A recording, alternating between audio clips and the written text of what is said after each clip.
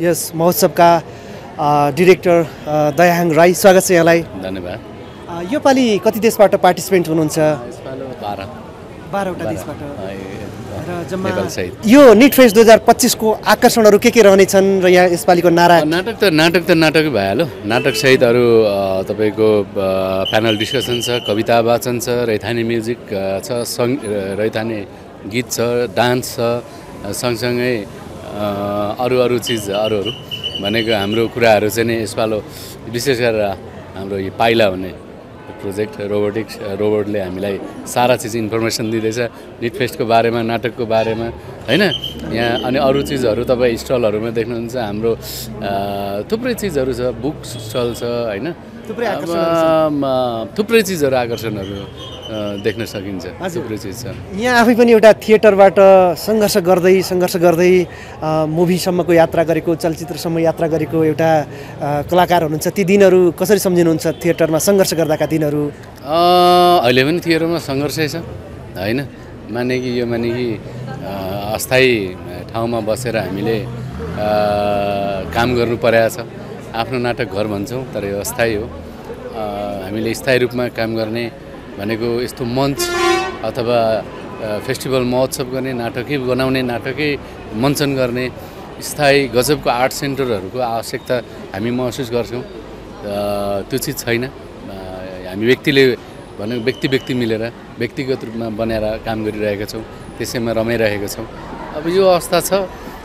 अब के भन्नु, दर्जन बढी देशका कलाकारहरू हामी यहाँ देख्न सक्छौँ। एउटा रमाइलो एउटा जमघट पनि भएको छ।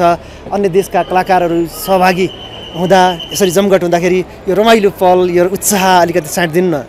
अब रमाइलो त त्यसै हुँदो रहेछ। आजको दिनसम्म चाहिँ मलाई अलिकति प्रेसर छ। लय भर्खर बन्दैछ हैन। मैले देखिरहेको छु खाजा अघि आउनुपर्ने भर्खर आउँदैछ, टाइम अलिक नमिलेर हैन। यही चिज फेस्टिभल डिरेक्टर भएर सबैतिर आँखा दुलाउनु पर्छ। कार्यक्रम सहज रूपमा सञ्चालन हुन्छ कि हुँदैन, मौसमले कस्तो दिँदो रहेछ हैन। मौसमको पनि कुरा छ। यहाँनिर त धेरै कुराहरूको चुनौती छ हैन। हाम्रो स्किलको पनि चुनौतीहरू छ। त्यो चुनौतीलाई लिएर म चाहिँ धेरै तनावमा छु।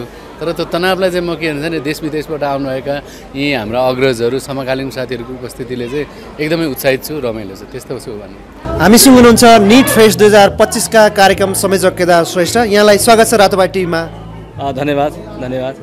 यो फेस्टिभलको बारेमा अलिकति भनिदिनुहोस्, यसको विशेषता अनि यो पालि कति देशबाट सहभागी हुनुहुन्छ कलाकारहरू?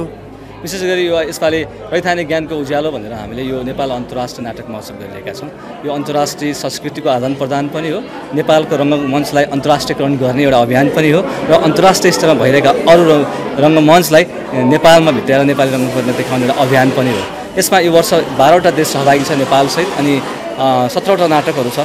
यसमा चाहिँ काठमाडौँ सहित काठमाडौँ बाहिर पनि यो महोत्सव भइरहेको छ। पोखरामा नेपाल इन्टरनेसनल थिएटर फेस्टिभल चाहिँ पोखरा इन्टरनेसनल थिएटर फेस्टिभल भएर हुँदैछ। उता बेलबारी फेस्टिभल भएर रूपान्तरण भएको छ। उता चितवन इन्टरनेसनल थिएटर फेस्टिभल भइरहेको छ।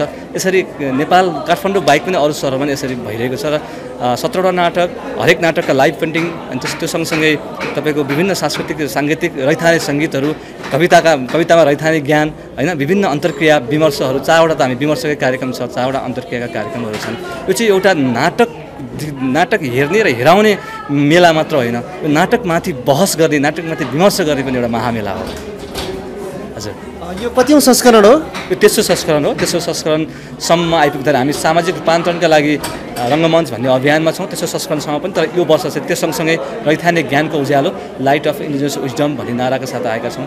हामीभित्रै आदिम समयदेखि नै यो समाजमा केही ज्ञान छ, त्यसले सभ्यता निर्माण गरेका हुन्। त्यो ज्ञानहरूले सभ्यता निर्माण गरेका हुन् र त्यो सभ्यताले बिस्तारै ज्ञानहरू पुस्तान्तर हुँदै पुस्तालाई हस्तान्तरण गर्दै यहाँसम्म आइपुगेका हौँ। त्यही ज्ञानलाई हामीले चाहिँ अहिले समकालीन समयमा प्रयोग गरिरहेका छौँ, उपभोग गरिरहेका छौँ र अझ अगाडि बढ्ने बाटो खोजिरहेका छौँ। यसरी तेस्रो संस्करणसम्म आइपुगेका छौँ। यो थिएटरको विकासका लागि यस्ता खालका फेस्टिभलहरूले कसरी सहयोग पुर्याउँछन्? रङ्गमञ्च भनेको चाहिँ नाटक मात्र होइन, विभिन्न कला साहित्यको एउटा सङ्गम स्थल हो। यसले अवश्य पनि यो चाहिँ एउटा रङ्गकर्मीहरूलाई पनि उत्साह छर्ने, रङ्गकर्मीलाई जागरुक बनाउने, ऊर्जा दिने काम गर्छ भने यसले चाहिँ मासमा आम मानिसलाई चाहिँ रङ्गकर्मको महत्त्वबारे रङ्गकर्मको भूमिकाबारे पनि जानकारी गराउने उहाँलाई चाहिँ अवेर गराउने कामहरू गर्छ।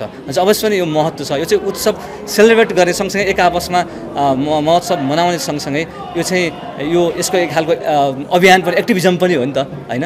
यो रङ्गमञ्चलाई नै फैलाउनको लागि रङ्गमञ्चले नै गरेको एउटा अभियान पनि हो, एउटा क्याम्पेन पनि हो। के तपाईँ ब्याङ्कमा राखिएको पैसा सुरक्षित नहोला भनेर चिन्तित हुनुभएको छ? हो त। चिन्तित हुनु पर्दैन। 5 लाखसम्म निक्षेप ग्यारेन्टी छ नि। अनि 5 लाख भन्दा बढीको चाहिँ? एउटामा मात्र होइन, सबै ब्याङ्क तथा वित्तीय संस्थाहरूमा 5 लाखसम्मका दरले बाँडेर पैसा राखे भएको त। ओहो, गजब रहेछ त। होइन के भो? टिभी हेर न, टिभी। निक्षेप तथा कर्जा सुरक्षण कोषले नेपाल राष्ट्र ब्याङ्कबाट मान्यता प्राप्त ब्याङ्क तथा वित्तीय संस्थाहरूमा गरिएको 5 लाखसम्मको निक्षेप सुरक्षाको ग्यारेन्टी गर्दछ। ढुक्क हुनुहोस्, सुरक्षित बचत गर्नुहोस्। निक्षेप तथा कर्जा सुरक्षण कोष, ऋण र धन दुवैको सुरक्षण।